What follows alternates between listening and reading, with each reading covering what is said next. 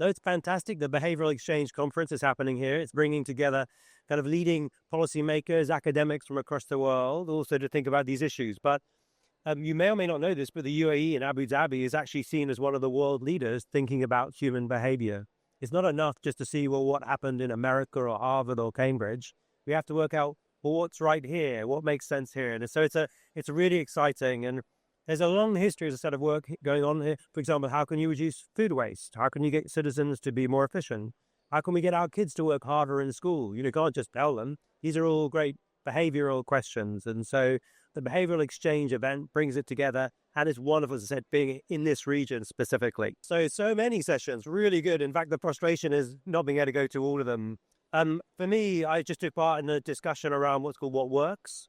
How can we learn from each other across countries and places? And one of the sort of shocking things in the world is that many governments spend trillions of dollars and things, and we're not sure if they actually work.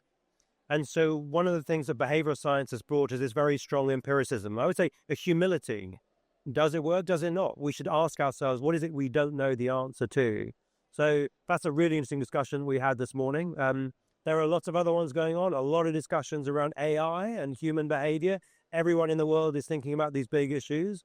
Again, the UAE is ahead in many ways because it's got Falcon and some of its own capabilities. But, we used to have to try and explain humans, and now we have to explain AI as well. We got twice as many things to think about.